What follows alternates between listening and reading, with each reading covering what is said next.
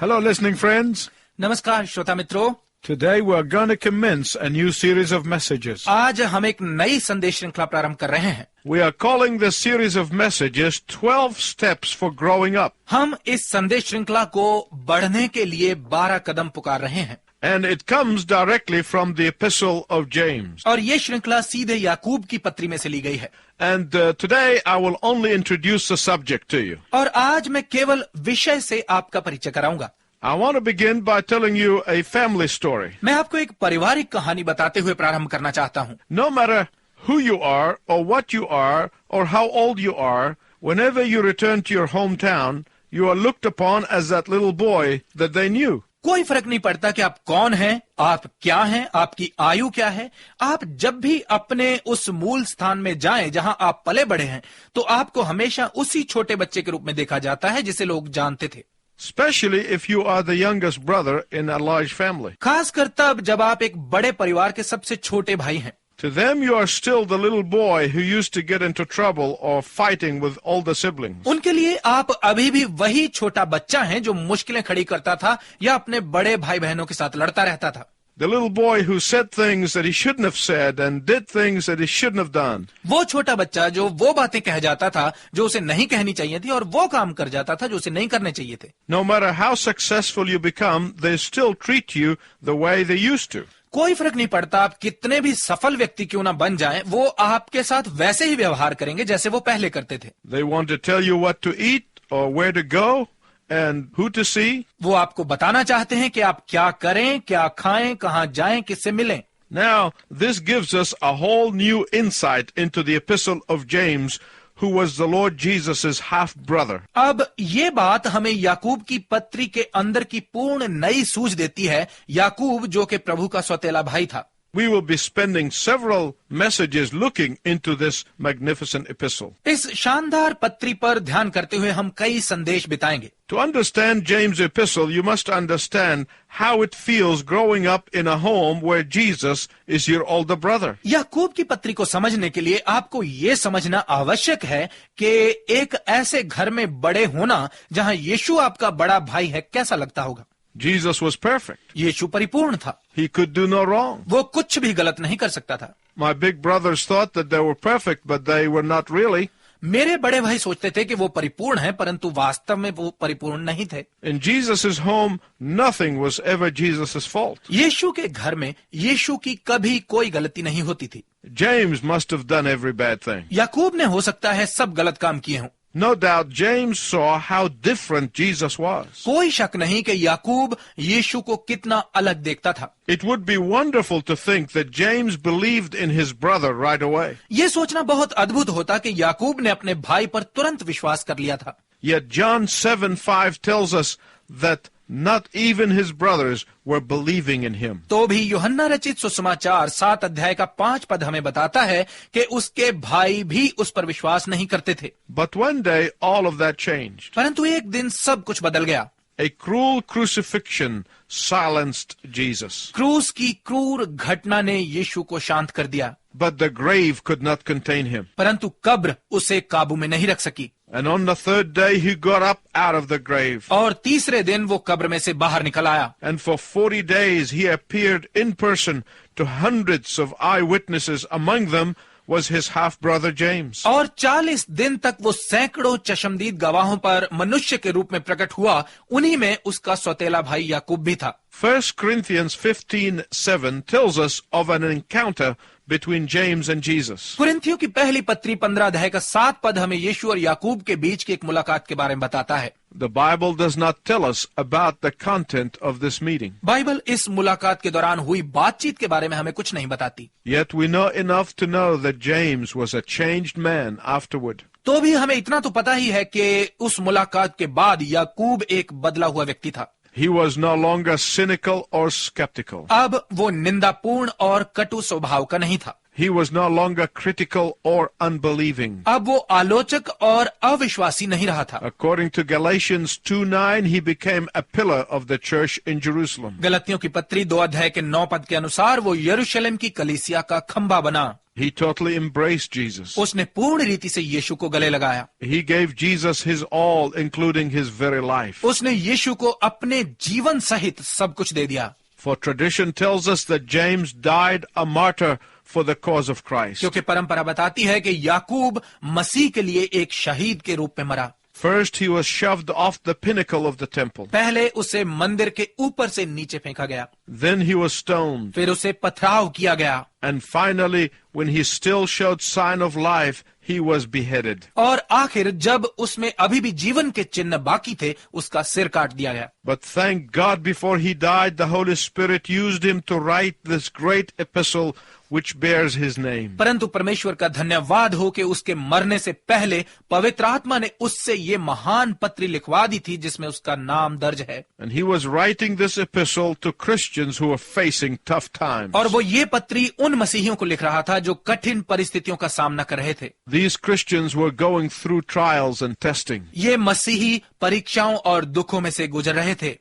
James' purpose was to help them mature in the faith through the trials. याकूब का उद्देश्य था उन्हें दुखों के द्वारा विश्वास में परिपक्व होने में सहायता करना। So he writes in James 1:1 saying, James, bond servant of God and the Lord Jesus Christ, to the 12 tribes, those in dispersion, be rejoicing. तो वो याकूब की पत्री 1 अध्याय के 1 पद में लिखते हुए कहता है, याकूब परमेश्वर और प्रभु यीशु मसीह का बंधुआ दास उन 12 गोत्रों के लिए जो तित्र बित्र होकर रहते हैं आनंदित हों। Many companies display their corporate logo on their seal or on their letterhead. बहुत सारी कंपनियां अपनी मोहर या कंपनी पत्र पर अपना प्रतीक चिन्ह दर्शाती हैं। Bond slave is James' seal. बंधुआ दास याकूब की मोहर है। This was his title. ये उसका नाम था, This is his credential. ये उसका परिचय पत्र था। He is confessing publicly that he is the property of another. वो सार्वजनिक रूप से मान रहा है कि वो किसी दूसरे की संपत्ति है। I want to pause here for a moment to tell you something. मैं एक क्षण के लिए यहाँ रुककर आपको कुछ बताना चाहता हूँ। James had spent more time with Jesus than most people over 30 years in family life. याकूब ने यीशु के साथ उससे कहीं अधिक समय बिताया था जितना अधिकतर लोग 30 साल के पारिवारिक जीवन में बिताते हैं। Wouldn't you think that it would be impressive to the new believers that James would display these credentials? आपको नहीं लगता कि नए विश्वासियों के लिए याकूब का अपने प्रमाण पत्र दिखाना बहुत प्रभावित करने वाला होगा? People are often impressed by who you know, not what you know. लोग अक्सर इससे प्रभावित होते हैं कि आप किसको जानते हैं, ना कि आप क्या जानते हैं। And James could have played on this intimate knowledge of Jesus. और याकूब यीशु के इस नजदीकी ज्ञान का प्रयोग कर सकता था। He could have emphasized his family relationship to Jesus and amazed his audience, but he didn't. वो यीशु के साथ अपने पारिवारिक संबंध पर जोर देते हुए अपने पाठकों को हैरान कर सकता था, परंतु उसने ऐसा नहीं किया। He introduced himself as James, a bond slave of God and the Lord Jesus Christ. उसने अपना परिचय याकूब के रूप में दिया, परमेश्वर और प्रभु यीशु मसीह के एक बंधुए दास के रूप में। If I was writing this letter and trying to get the attention of my readers, who might not know who exactly I was, I would have emphasized my half-brother relationship with Jesus to the fullest. यदि मैं ये पत्र लिखता और अपने पढ़ने वालों का ध्यान खींचना चाहता, जो शायद ये भी न जानते हों कि मैं कौन हूं, तो मैंने यीशु का भाई होने के संबंध पर पूरा जोर दिया होता। I would want the readers to know that I am, spiritually speaking, very important person. आत्मिक रीति से कहें तो मैं चाहता कि मेरे पाठक जाने कि मैं बहुत ही महत्वपूर्ण व्यक्ति हूं। I wouldn't want anyone to be asking James who. मैं ये ना चाहता कि कोई ये पूछे कौन याकूब। I would have emphasized the family connection for all it's worth. यीशु के साथ अपने पारिवारिक रिश्ते पर मैंने इसके पूरे मूल्य तक जोर दिया होता। But no, the one who gets the prominence is not James, but the Lord Jesus. परंतु नहीं, श्रेष्ठता पाने वाला याकूब नहीं है, परंतु प्रभु यीशु है। James gives Jesus the full messianic title, the Lord Jesus Christ. याकूब यीशु को पूर्ण मसीही नाम देता है, प्रभु यीशु मसीह। As if to say, as for me, James, I am a bond slave of him. जैसे कह रहा हो, जहां तक मैं हूं याकूब, मैं तो उसका बंधुआ दास हूं।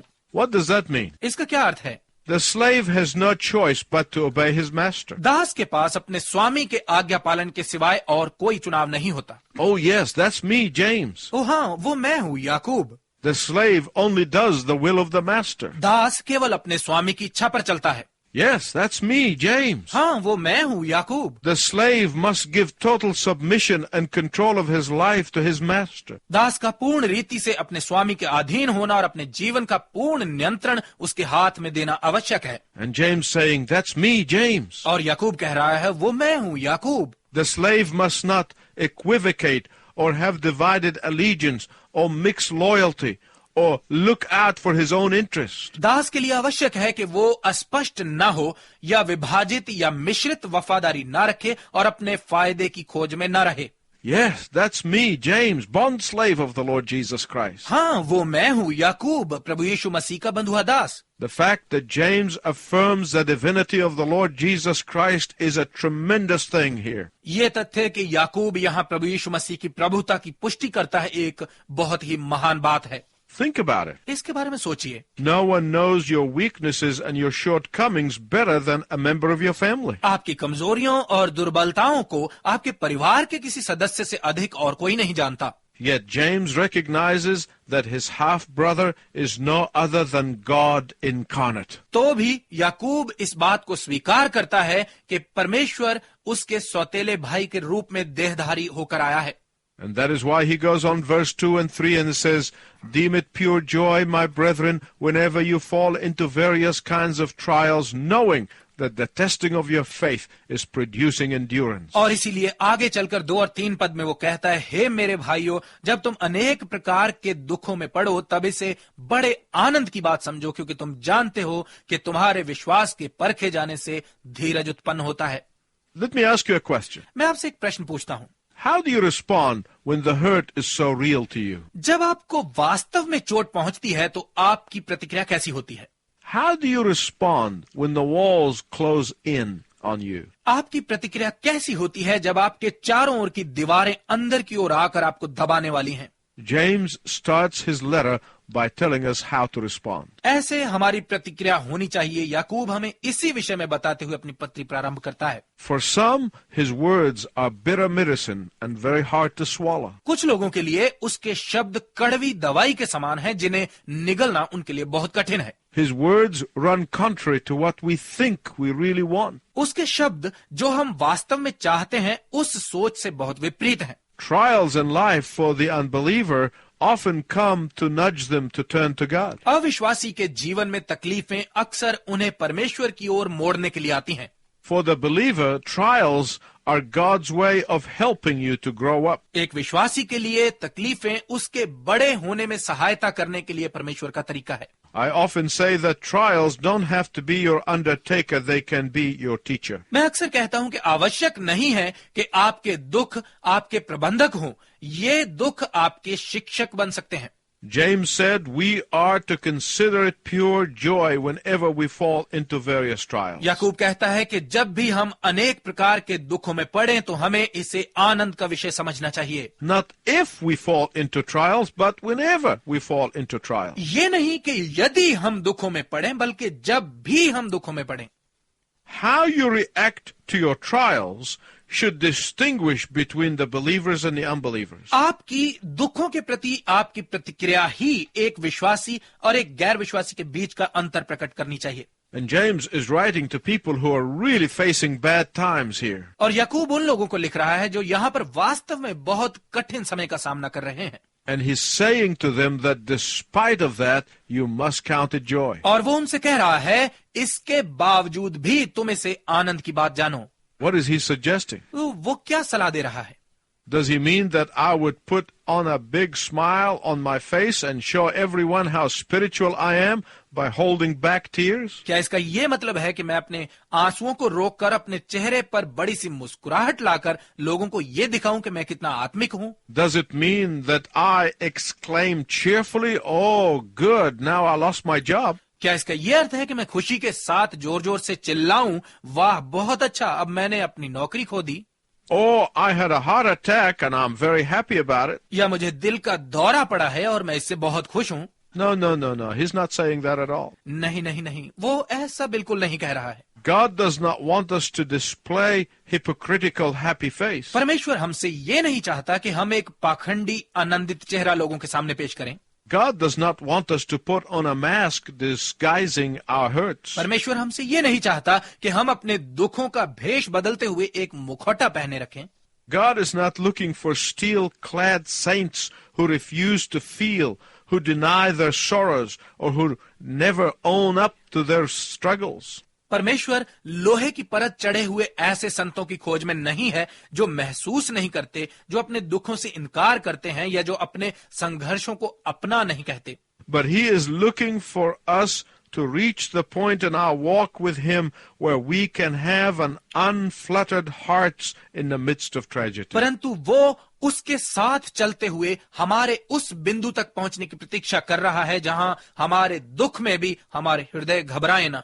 We can have peace in the midst of uncertainty. हम अनिश्चितता के मध्य में भी शांति में जी सकते हैं। We can have calm assurance in the midst of disaster and loss. विनाश और हानि के मध्य में भी हमारे पास शांत आश्वासन बना रह सकता है। The joy that James is talking about is not a show of phony bravado or fake happiness. जिस खुशी के बारे में याकूब बात कर रहा है वो आपकी झूठी डींग या बनावटी खुशी का प्रदर्शन नहीं है, But rather, it is the right attitude of a heart of contentment and honest submission to the Father's plan. परंतु इसके बजाय ये एक संतुष्ट हृदय का सही व्यवहार और पिता की योजना के समक्ष सच्ची अधीनता है। In the next broadcast, I want to tell you about the secret code that will unlock the peace of God in the midst of trial. अगले प्रसारण में मैं आपको एक गुप्त नंबर के बारे में बताऊंगा जो परीक्षा के मध्य में भी आपके लिए परमेश्वर की शांति के द्वार खोल देगा। And that is why I want to urge you to tune in and listen to the next program because it's very important. और इसीलिए मैं आपसे निवेदन करना चाहता हूं कि आप अगले कार्यक्रम को सुनने के लिए उपस्थित हों क्योंकि ये बहुत ही महत्वपूर्ण है। Until next time, I wish you God's richest blessing. अगले समय तक मैं आपके लिए परमेश्वर की उत्तम आशीष की कामना करता हूं।